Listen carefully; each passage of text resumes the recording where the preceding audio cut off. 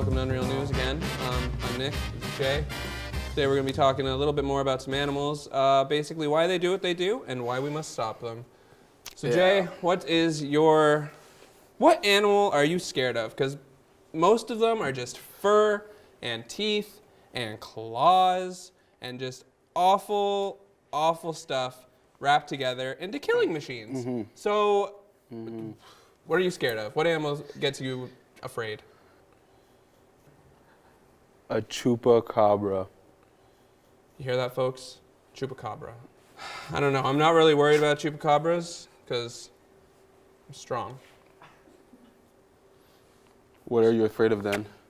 Because there is something you're afraid of. I know it. I can see it in your face. I mean, like, I've gotten over my fear of regular animals, but the thing that I'm afraid of right now are just mutant animal hybrids. Like, if you were to take the tusks of an elephant and put that on the body of a cobra, like, could you imagine a snake with tusks? Hey, Jay, have you ever seen an animal attack video on the internet? I have. How'd that make you feel? Pretty scared of every animal out there. Yeah, because they're eating somebody's face. I saw a video on the internet, deep in the ocean. And there was a man deep in the ocean. He shouldn't have been there, frankly. Shouldn't have. Undiscovered territory right there. So he's exploring the ocean, and he sees this horrible octopus. So anywho, the man gets out of the water, gets hit by a car. I'm thinking there's a road right by the octopus ocean. did it. I'm not really sure about this. I think maybe we don't know enough about animals to talk about this any further, but let's... we have a special guest, I've got an expert, right? yeah. We've got a special guest. Candice-Rose, if you want to let yourself in, because we're not going to do it, right? We're sitting down. Too comfy, but I'll you know, reporters, you can have a seat, you can have this seat. Get together. Thank you. Thank you. You're welcome for being here. The resident animal. Please tell us why they're so vicious. Animals are vicious because they don't feel like they are believed. To connect on a spiritual level, you need to have a soul. And I am of the fact that animals don't have souls, which is why the only way we care about them in commercials is that they have Sarah McLachlan songs playing. If they had souls, we would care. I think that you don't have a soul, and I think that's why I play Sarah McLachlan everywhere I go. Well, you know what? I personally believe, as an animal expert, that animals do have souls, and I've seen it. I felt it. Some of them, you have to admit, don't have souls. Like, come on, really? Like whales, somebody's man. face. I wouldn't say that they have souls. When an animal is threatened, they don't have a soul anymore. It's not their that soul is gone. Their soul gets so powerful that they attack. And I think that's what the misconception is, that people just think that they attack for no reason. No, it's because they're threatened, and that's why they attack. I feel every time a dog barks, it's barking away a piece of its soul. So... Never really heard that one. Stop this incessant bickering. I hear that you also have another expert here with you. He is apparently an expert in the ways an animal can ruin your life. He's an expert in their ferocity, their violenceness.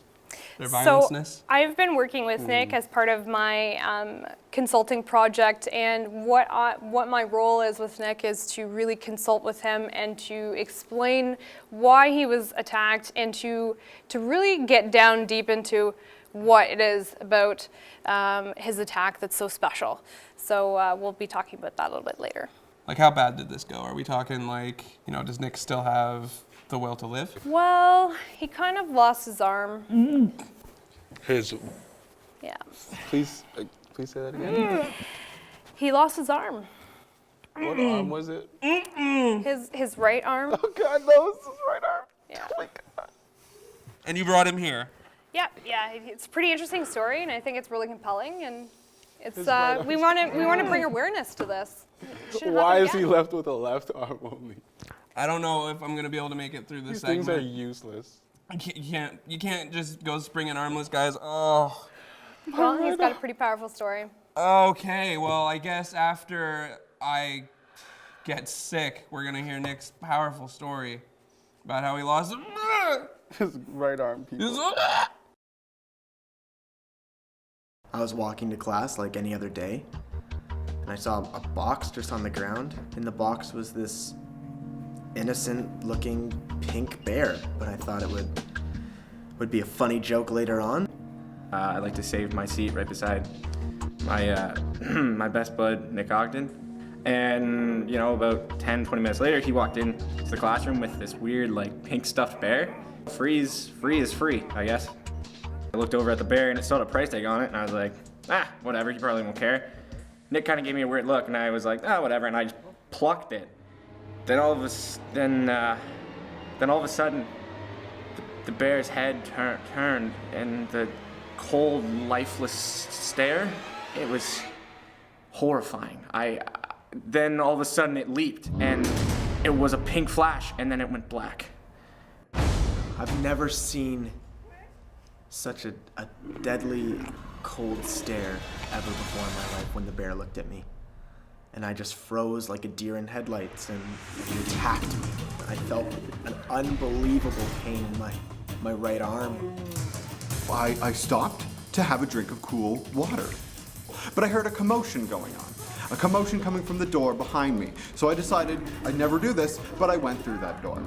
As I entered the room, I saw a poor boy lying on the ground. He looked to be dead. Another boy was also on the ground, and there was something there. It looked like it was chewing his arm. I mean, I've never seen anything like it. So I tried to shoo it away because I knew this boy was still alive.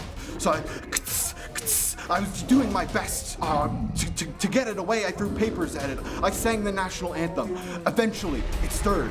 I was super scared. It ran right through my legs. I didn't even see it. It was like a pink blur. I think one of them did lose his arm, but I know both of them are still alive. Thank the goodness. I awoke and I was searching around the room for Nick, and there were paramedics around, and there were lights flashing in and out of my eyes, and I was dizzy, and It was horrible. It was definitely the worst experience I've ever had in my life, and Then I looked over towards the doorway of the classroom, and I saw Nick's perfect hair on a gurney just strolling out, and I started to shake and started to scream for him, and I didn't know what else to do. I don't know if I can ever look at a pink bear again the same way.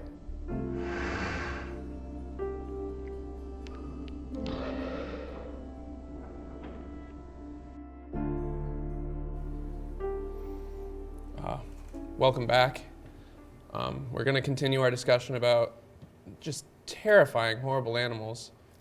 We're actually joined by someone who has a first-hand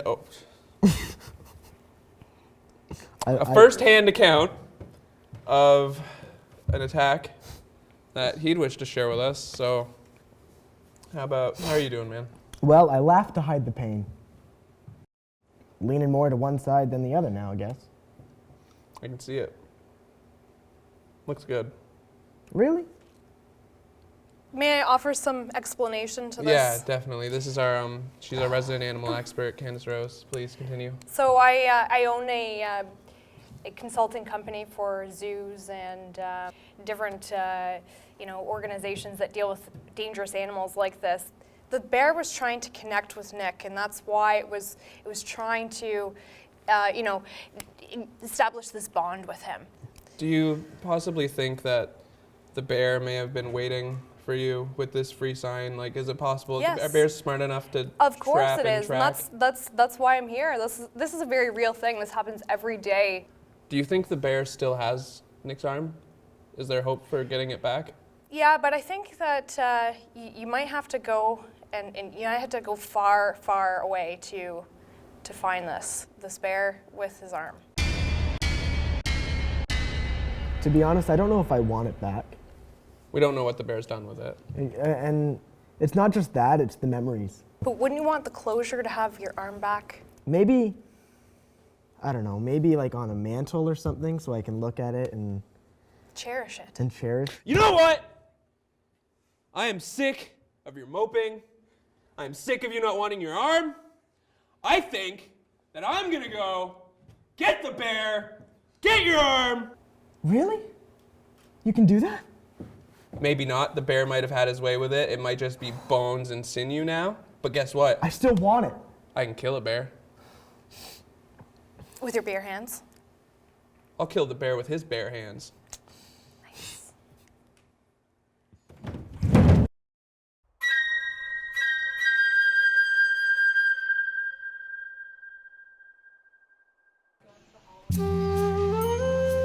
Deep within the halls of a local learning establishment, we find a mixture of beautiful landscapes and thriving ecosystems. Home to some of the planet's most strange and mysterious creatures, there is none stranger than the Mammalia dweebus, more commonly known as the Hovencamp. Today, the Hovencamp is hunting a rare invasive species to the area, the Ursus pincus. This creature has skyrocketed to the top of the food chain in just a few short weeks. The Hovencamp is very judgmental and totally not okay with other animals being better than he is. The hunting method the Hovencamp is using has him stalking the hallways, releasing a slightly exotic noise. This strategy is fairly recent and allows for the prey to know that he is here, and they need to get used to it.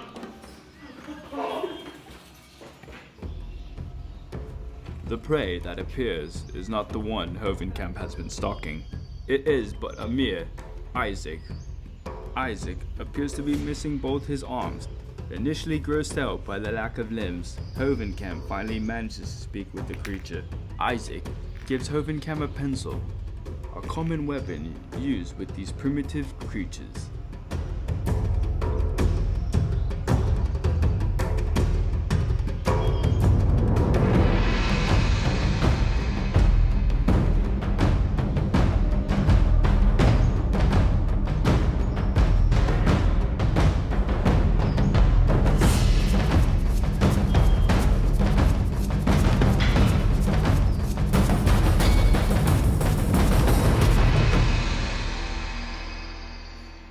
As Hovencamp continues to prowl through the hallways, he sees a wounded animal.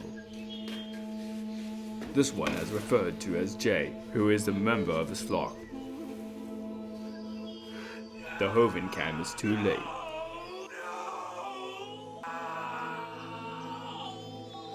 Filled with rage, Hovencamp rushes to his den in a fake housing district.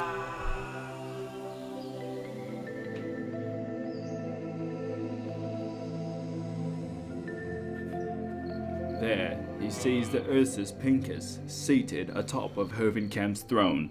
The beast is holding a fire poker, which it uses to attack its prey.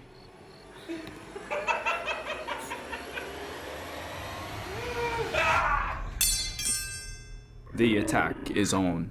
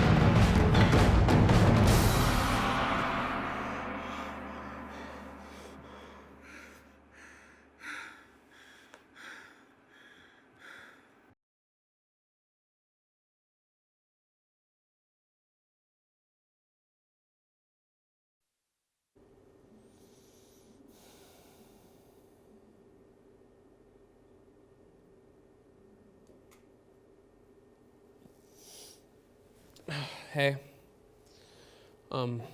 Welcome back. Sorry if I seem a little off. It's been a rough couple weeks here at Unreal News. I lost a really good friend recently, and I'm kind of shaken up. I don't really know how to deal with it. Not really knowing what to do with my life. It's hard to deal when something you care about so much just gets torn away from you like that. I don't know. I don't know how I'm going to cope. I don't know where I'm going to go, what I'm going to do with myself.